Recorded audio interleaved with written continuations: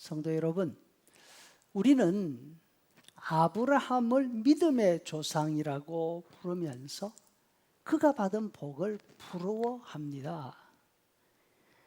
하나님이 직접 아브라함을 부르셨습니다. 고향과 친척을 떠나서 하나님이 보여줄 땅으로 가라가셨습니다. 아브라함은 하나님의 명령에 순종합니다. 하나님의 지시를 따라서 가나안으로 왔습니다. 100살이 넘은 나이에 아들을 낳았습니다. 가축들이 많아졌고 은금이 풍부하게 되었다고 합니다. 술을 다 누리고 평안한 가운데 세상을 떠났습니다. 아브라함의 이야기를 듣는 우리에게는 이 모든 것이 다 부러움의 대상입니다. 무엇보다도 하나님은 번번이 아브라함을 찾아오셨지 않습니까? 친구처럼 수시로 찾아오시고 마치 손을 잡아 이끄시는 것처럼 얘야 밖으로 나올래?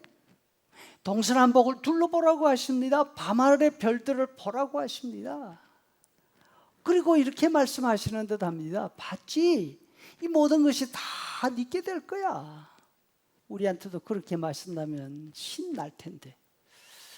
그런데 여러분, 정말로 아브라함의 삶에는 이렇게 좋은 면만 있었을까요? 아브라함이 고향 갈대아 우르에 있을 때에 하나님이 부르셨다. 성경이 이렇게 말씀하시죠. 사실 아브라함 가족의 원래 고향은 우르가 아니었고 아람 사람이었습니다. 아람과 갈대아 우르, 우리는 다 거기가 거긴 것 같지만 완전히 다른 곳입니다. 인종도 다르고 언어도 다릅니다. 이 말은 무슨 말씀인가 하면 아브라함의 조상들은 어느 때였는지는 모르지만 고향 아람을 떠나서 갈대아로 이주했습니다. 왜? 그곳이 좋으니까. 세계적인 도시답게 그곳에는 다양한 문화가 있었고 신들이 공존하고 있었습니다. 사람들은 각자 가장 좋아 보이는 신을 선택해서 자신의 신으로 선택을 하고 섬겼겠죠. 아브라함은 여호와 하나님을 섬기기로 했습니다. 그런데 그 하나님이 조상들이 선택해서 찾아온 갈대아 우르를 떠나라 하십니다. 모험입니다.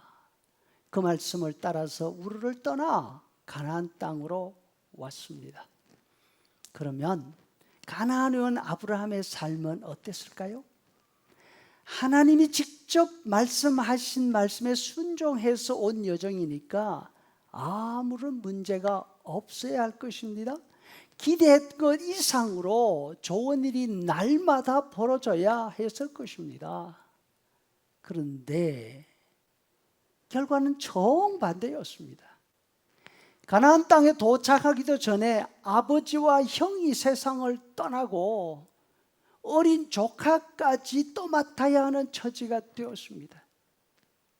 드디어 가나안 땅에 도착했습니다. 가장 먼저 겪은 일이 기근이었습니다. 가뭄이 너무나 심해서 그 땅에는 사람이 살 수 없을 정도였죠. 다음으로 겪은 일은 조카 롯과의 갈등이었습니다. 갈등의 원인은 먹을 것이 없어서가 아니라 가진 것이 너무나 많았기 때문입니다. 아브라함 가족의 생업은 목축이었습니다. 가축들이 늘어나자 풀이 모자랐던 거죠. 이 문제는 아브라함이 가지고 있는 그 많은 은금으로도 해결할 수가 없어서 결국은 두 사람 헤어지기로 결정합니다. 다음으로 겪게 된 일은 뭔지 아십니까? 더 심각합니다. 큰 전쟁이었습니다. 아브라함은 조카 롯의 가족을 구출하기 위해서 그 전쟁에 가담할 수밖에 없었습니다. 이것은 지난날 겪었던 일들과는 차원이 달랐습니다. 온 가족의 생사를 걸고서 해야 했던 일입니다. 결국 아브라함의 삶에는 문제가 끊어지지 않았습니다. 여러분, 왜 사는 게 이렇게 힘든가? 왜 나한테만 어려움들이 이렇게 달겨드는가? 느껴지십니까? 우리가 그토록 부러워하는 아브라함의 삶도 크게 다르지 않았습니다.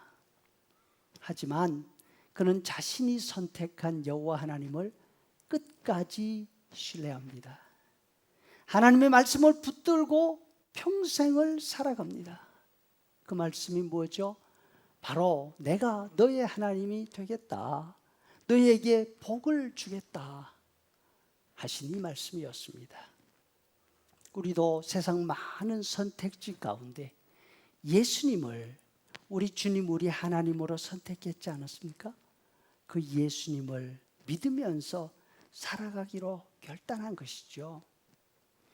믿음으로 산다고 해서 살면서 겪는 모든 일들을 다 피할 수 있는 것이 아닙니다.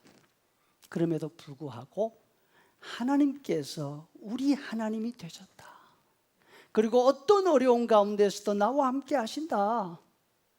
나를 도우신다. 이 사실을 믿고 문제투성이지만 하루하루 아브라함처럼 믿음으로 살아갈 수 있기를 바랍니다.